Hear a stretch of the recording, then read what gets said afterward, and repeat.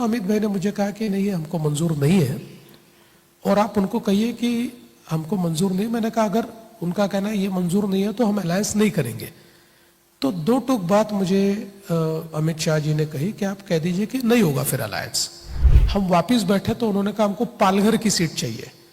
तो मैं भी उस पर भी तैयार नहीं था। मैंने कहा ये तो हमारी पारंपरिक सीट है, हम इतने बार जीते हैं, लगातार हम लोग जीतते हुए आए हैं, बाई इलेक्शन में भी हमने इसको जीता।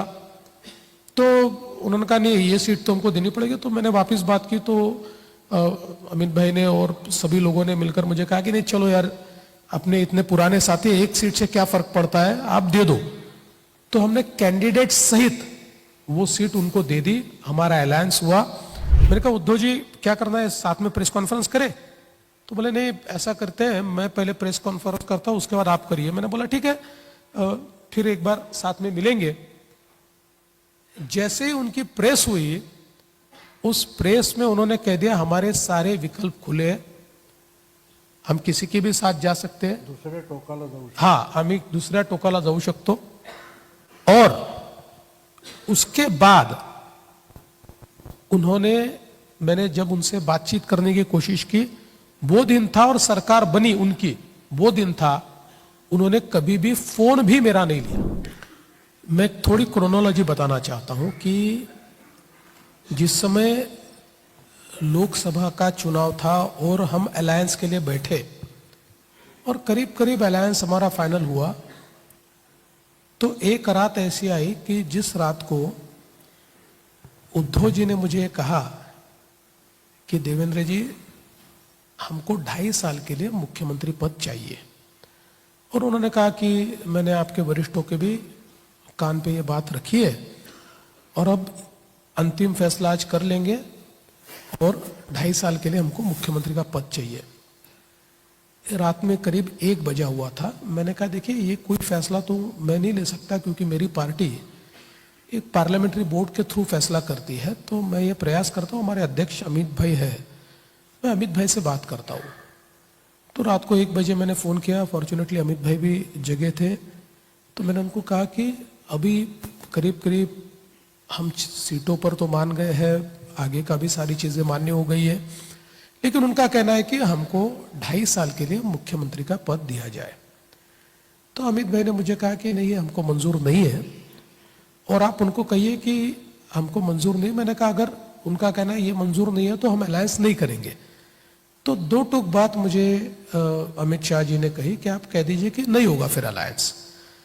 और उसके बाद मैंने उनको कहा कि नहीं, हमारी पार्टी को ये मंजूर नहीं है, हम 2.5 साल का मुख्यमंत्री पद आपको नहीं दे सकते।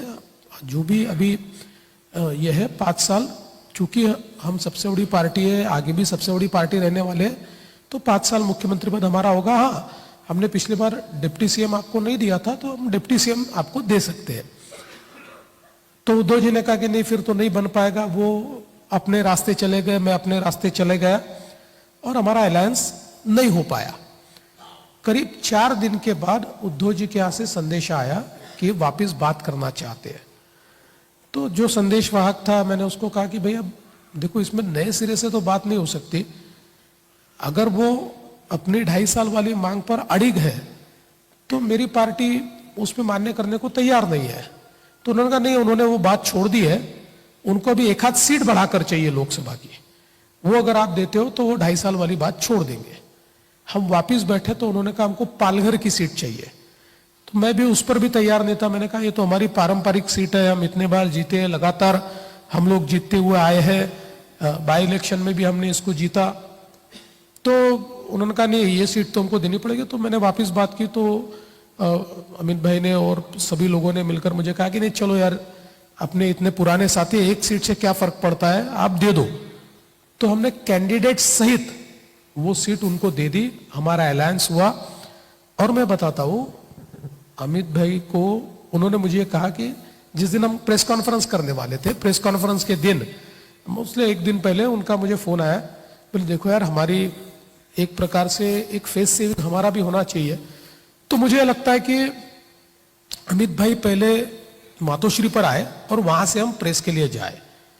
तो मैंने उस प्रकार से अमित भाई से बात की। अमित भाई ने कहा कि लेकिन आप उनको ये बोलिए कि कोई टॉक्स ओपन नहीं होंगे, मैंने कहा नहीं नहीं, उनसे बात हो गई है, कोई टॉक्स ओपन नहीं होंगे। और हम लोग गए, फिर वो थोड़ा उससे मतलब जो अमित भाई को मैं लेकर जाने वाला था, उससे 1 घंटा पहले मुझे उनका फोन आया।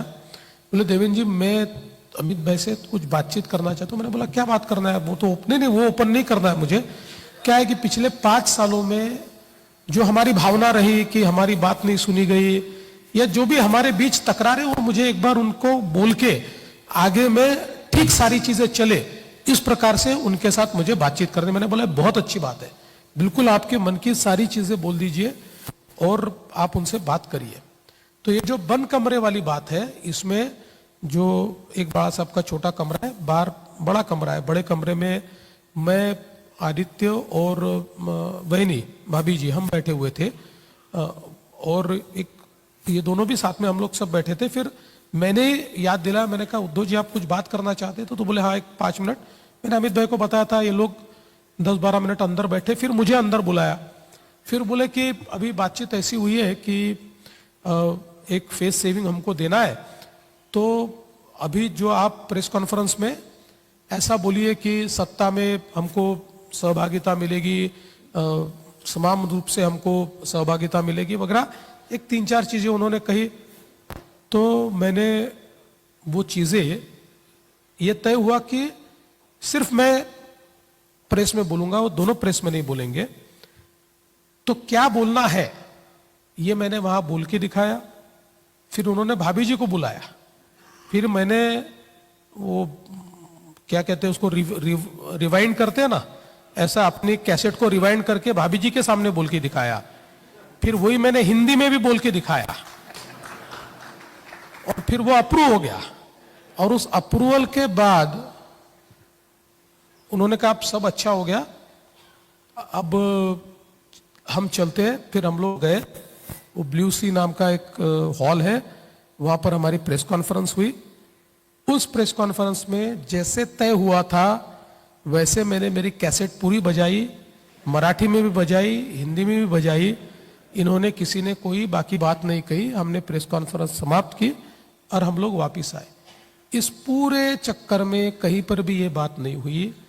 अगर अंदर में 10 मिनट के लिए ये लोग बैठे थे, अगर अंदर में बात होती तो मेरे जाने के बाद मेरे से तो बात होती, मुझे तो बताया जाता कि ऐसा तय हुआ है या ऐसा विचार कर रहे, तो ऐसी कोई बात नहीं हुई थी।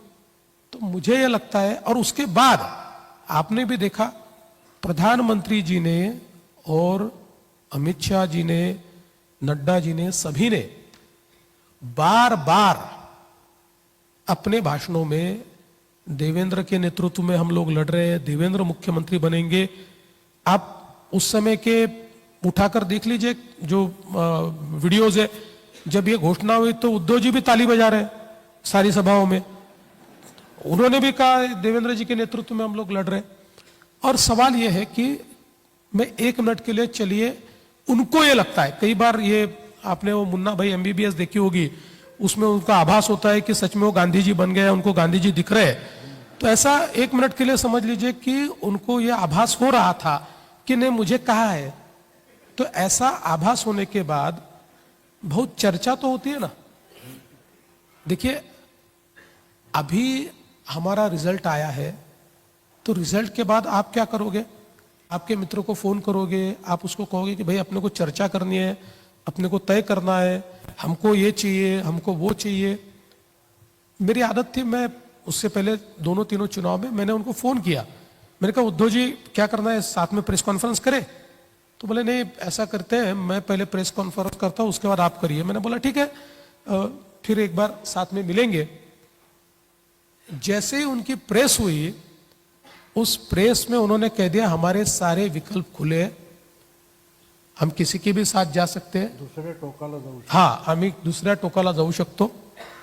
और उसके बाद उन्होंने, मैंने जब उनसे बातचीत करने की कोशिश की, वो दिन था और सरकार बनी उनकी, वो दिन था, उन्होंने कभी भी फोन भी मेरा नहीं लिया, फोन पर भी बात करने से इनकार कर दिया। तो सवाल यह उठता है कि अगर आपको डिस्कशन करना है, अगर आपको यह आभास है कि नहीं मुझे किसी बंद कमरे में यह कहा गया था कि आपको सीएम का पद दिया जाएगा, तो चर्चा तो कर सकते थे। आपने चर्चा नहीं, क्योंकि आपने पहले दिन से तय कर लिया था कि अगर नंबर गेम फंसता है। और इसमें मतलब बाद में जो चीजें ध्यान में आई वो ये आई कि शरद पवार जी ने इनके साथ एक प्रकार से प्रीपोल टैसिट अंडरस्टैंडिंग की थी। पवार जी ने उनको कहा था कि देखिए, जहां पर आप लोग कांग्रेस के सामने लड़ रहे हैं हम आपको मदद करेंगे, जहां हम बीजेपी के सामने लड़ रहे हैं आप हमको मदद कीजिए, क्योंकि आपके अगर सीटें बहुत ही कम आई तो बीजेपी तो अपने बलबूते पर भी सरकार बना लेगी, क्योंकि जो प्रीपोल सारी चीजें आ रही है उसमें बीजेपी 130 तक जा रही है, तो उनको आपको हराना जरूरी है और हम लोग थोड़े मजबूत होंगे। वो तो उन्होंने अभी बताया। हाँ, वो बात में अभी उन्होंने कन्फेस ही कर दिया। उनका सीट का बंटवारा चल रहा था। हाँ, तब उन्होंने बोला कि नहीं, पहले नाम घोषित करो, वरना तो एक दूसरे को गिराते हैं। तो वो पॉलिसी वो अभी बताई। बिल्कुल। तो इसलिए उन्होंने ये पहले से तय किया था कि हमको अगर नंबर, देखिए, अगर बीजेपी 120 पर चली जाती तो उद्धव ठाकरे कभी बीजेपी को छोड़कर नहीं जाते। जैसे उनके ध्यान में है कि नंबर गेम ऐसा फंस रहा है कि हम सरकार बना सकते हैं, उन्होंने अपना रंग बदल दिया।